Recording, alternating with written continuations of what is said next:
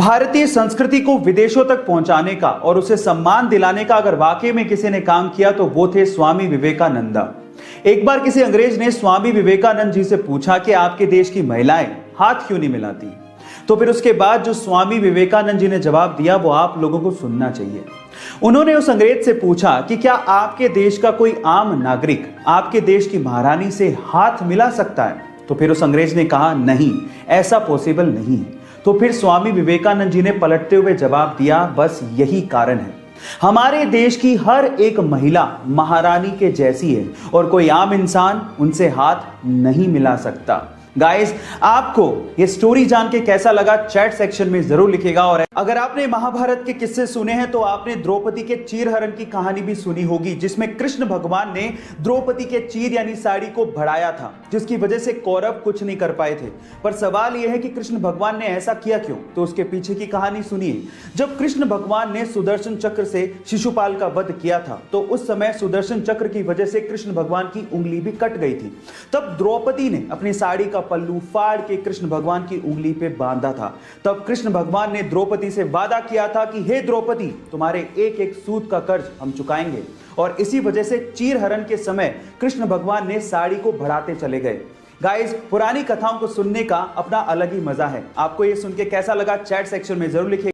Ancient time में यानी पुराने जमाने में हमारे इंटेलेक्चुअल्स को लगता था कि मैथ्स में एक ऐसा कोई सिंबल होना चाहिए विच रिप्रेजेंट्स नथिंग, यानी नथिंग को रिप्रेजेंट करने के लिए भी तो कोई सिंबल होना चाहिए। सो इसी को ध्यान में रखते हुए 5th सेंचुरी में एक इंडियन मैथमेटिशियन आर्यभट्ट ने जीरो को इन्वेंट किया। And let me tell you guys, zero का जो सिंबल दिया गया था वो हमारे पुराने मंदिरों, स्पेशली ग्वालियर के मंदिरों के दीवारों पे खुदा हुआ आप लोगों को दिख सकता है।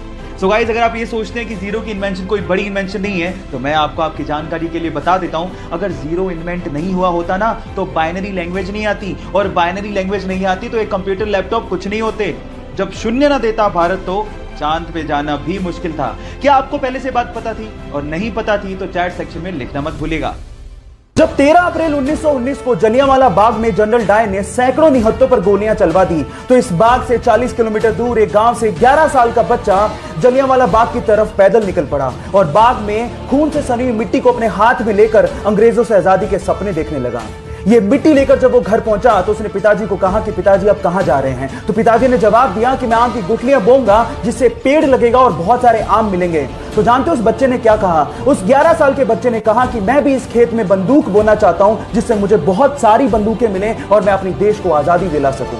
इस क्रांतिकारी विचार को रखने वाले का नाम है शहीद भगत सिंह, जो हमारे लिए, इस देश के लिए हंसते हंसते ये कहकर फांसी पर चढ़ गए, सरफरोशी की तमन्ना अब हमारे दिल में है, देखना है जोर कितना बाजुए कातिल में है, बाजुए कातिल में है।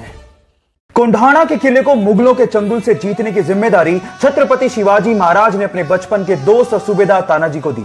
हर मराठा पागल है, स्वराज का, शिवाजी राजे का, भगवे का।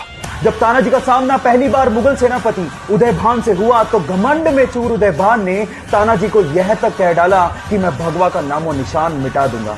तब तानाजी ने जवाब दिया कि जिस रंग को आसमान दिन में 2 बार ओढ़ता हो उसे तू क्या मिटाएगा। अपनी चतुराई और अपने पराक्रम का परिचय देते हुए तानाजी और उनकी छोटी सी सेना ने मुगलों के चंगुल से कोंढाणा जिले को जीत तो लिया, लेकिन तानाजी वीर गति को प्राप्त हो गए। तब छत्रपति शिवाजी महाराज ने कहा था, गढ़ आला पर सिंह बोला। एक बार द्रोणाचार्य अपने 5 पांडव शिष्यों के साथ जंगल से जा रहे थे। उनके साथ एक कुत्ता भी था। अचानक से वो कुत्ता धनुर्विद्या का अभ्यास कर एक व्यक्ति को देख के तेज तेज भौंकने लगा, जिससे उस व्यक्ति को विघ्न होने लगा। अब उस व्यक्ति ने धनुष बाण उठाया और उस कुत्ते पर इस तरह से वार किया कि उस कुत्ते का पूरा मुंह तीरों से भर गया, लेकिन उसे घाव तक नहीं आया। अब ये चीज देखकर द्रोणाचार्य हैरान रह गए और उस व्यक्ति से पूछा कि तुमने धनुर्विद्या सीखी कहां से? तो उस व्यक्ति ने जवाब दिया कि आप ही की प्रतिमा को गुरु मानकर मैंने सारी की सारी धनुर्विद्या सीखी है। अब क्योंकि द्रोणाचार्य अर्जुन को वचन दे चुके थे कि इस पूरे विश्व में उससे बढ़िया धनुर्धारी कोई भी नहीं होगा, इसलिए गुरु दक्षिणा में उस व्यक्ति से द्रोणाचार्य ने दाएं हाथ का अंगूठा मांग लिया और उस व्यक्ति ने हंसते हंसते अपने दाएं हाथ का अंगूठा द्रोणाचार्य के चरणों में समर्पित कर दिया। जानते हैं उस शिष्य का नाम क्या था? उस शिष्य का नाम था एकलव्य।